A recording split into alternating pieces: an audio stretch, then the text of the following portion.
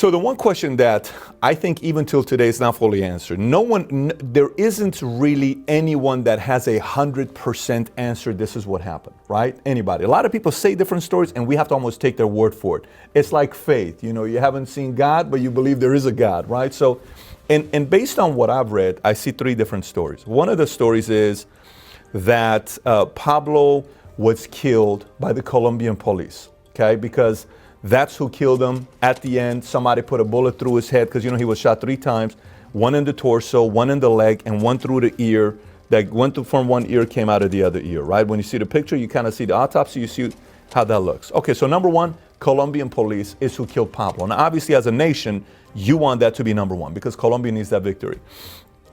The second scenario you hear about, he was killed by a Delta Force, Navy SEAL, team from the top. I have friends from Delta Force, and they know what they're doing. A sniper can be up there knowing exactly where he's at and take him out, and they're pretty sharp at what they do. So for somebody to get him straight through the head is not a difficult thing to do. But then that would be the victory of America if Americans killed him. Number 3 is what Sebastian Marroquin talks about when he says, I know my dad was committing suicide because my dad always told me, if they come to you, no one's going to kill me. If you have a gun with 15 bullets, 14 are used to kill the enemy. 1 is used to kill yourself because no one should be able to kill yourself. No one should be able to kill you. And that's why he says, my dad called me 7 times. That's the story.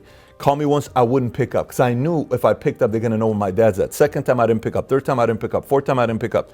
He said, I finally picked up on the 7th time. My dad dragged out the conversation with he and I, and that's when all of a sudden this thing happened. So I know for a fact my dad committed suicide. So it's not the Colombian victory, it's not the US victory. So now, you've been asked this question a million times. You've spoken in front of YPO, EO, government organizations here in the States, outside of the States. You've spoken to DEA agents. You've spoken all over the world. And you probably get this asked all the time.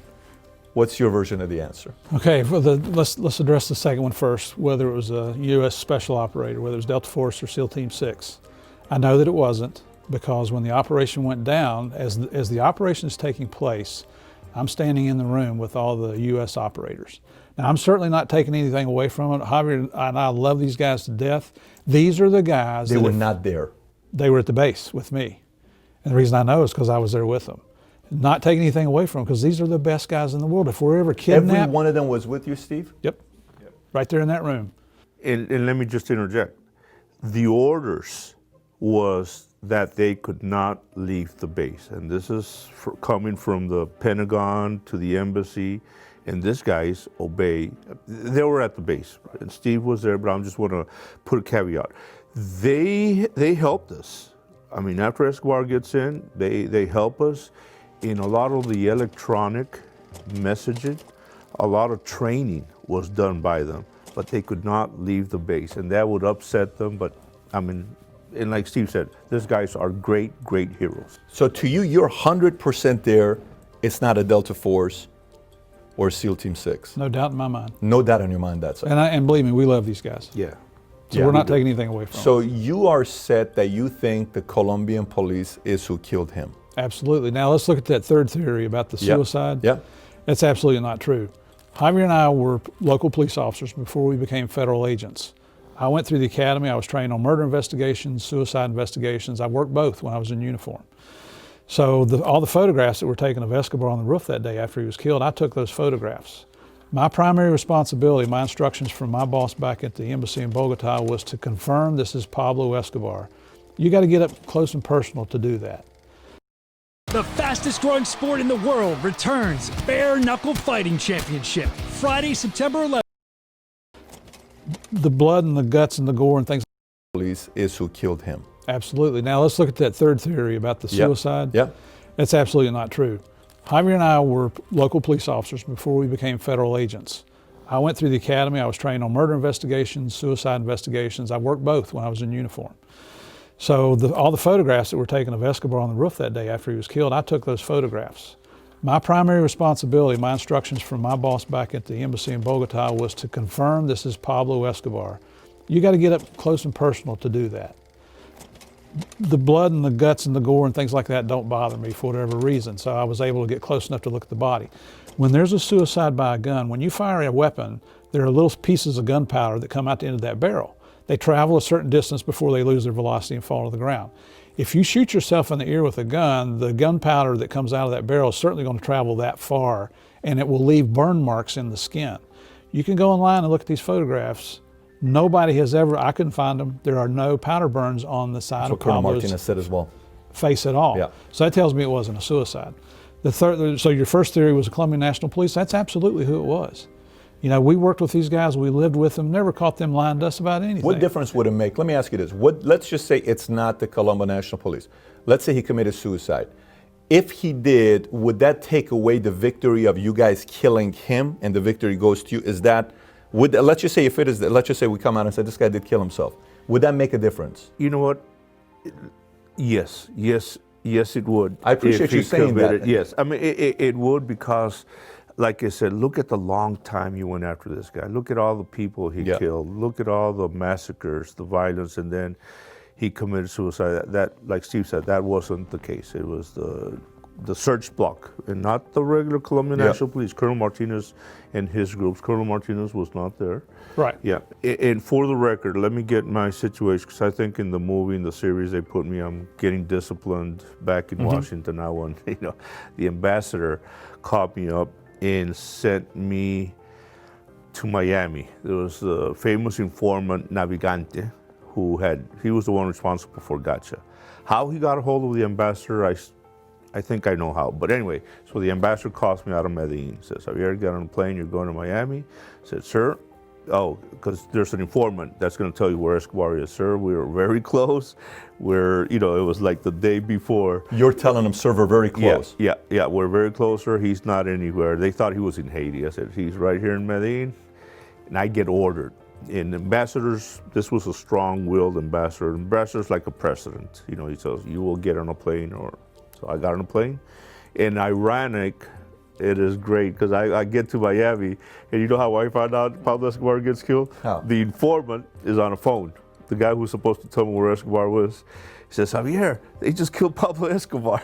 Oh, It's the irony. what is your reaction when that happened? Of course I was like, and at least Steve was there, and you know what? He always had a camera, and anyway, those photos would not exist if Steve wasn't there. So I get on the plane back, and it's all the press people on that plane. I'll never forget the Univision, the Telemundo, people I see, the anchors. It is full of press people coming back to Colombia. Can you I imagine go there the next day, Can you imagine what kind of field day they would have had with Javier on that airplane if they'd known who he was? But that's the irony. But you know what? I was happy, of course. I went the next day. Steve was there. Congratulated everybody. Did you see the body? No, never did.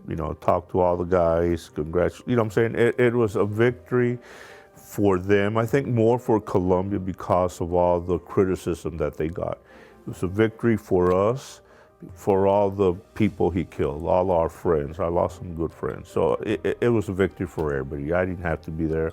Like I say, Steve was there, but it was just something great.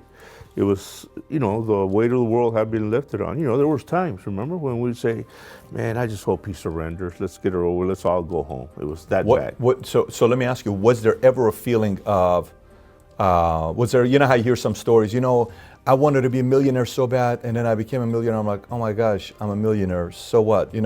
I want to win this so bad. And then to some, they're like, I don't know if it's going to feel that bad because I'm so much hungry about the chase and the hunt versus actually it becoming a reality. You feel like, now what?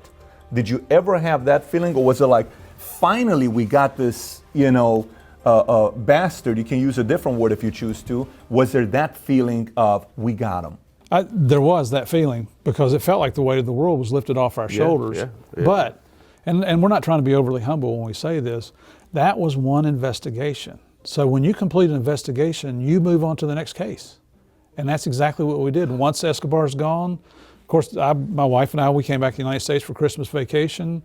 We came back to Bogota in early January. It's time to go back to work and work the next case. How much of a break did you have after, December 2nd, Well, there was a lot of 1990. loose ends that had to be tied up, you know. So it took us several months, and I think we probably worked on it until I transferred out in June. And I left in about October. But when we were there was a lot of pressure from the United States. From DOJ, from To you. DEA, to us. Yeah. To get it done or to get it done? Of course. A lot of people don't know, but there was we'd get calls like we had to go brief people up in Washington. What would they tell? Like, how much longer do we need? And what is going on? No, and also, what else do you need? Right. What else do you need? They were it was supportive, great, but they wanted action. Yeah, and because everybody knew Pablo Escobar, the fight against him from the United States, there was a lot of pressure being put on us to go after Pablo Escobar, to get him. Now, the picture, obviously the famous picture that you took, right? When you see that picture today, what's your reaction? I'm proud of it now.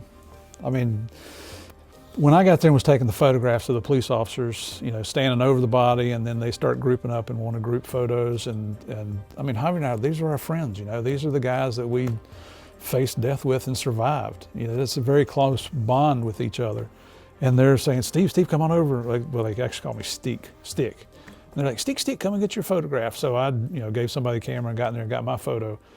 Probably not my proudest moment at the time, but that was the elation that everybody felt that this guy was dead. Did you get some criticism for the pic or no? Oh, yeah. You did? Washington was not happy about that picture at all. Washington wasn't happy. Now, was the Colombian government not happy, or they could care less? It was mainly Washington. The cops were okay with it. I don't know about the rest of the government. So anybody that's a Pablo fan probably wasn't too happy about that picture being. Yeah, and it was never meant to be released. Somebody in the Colombian National Police released it, is how it got out. But, I don't have any remorse. I don't have any guilt feelings about it.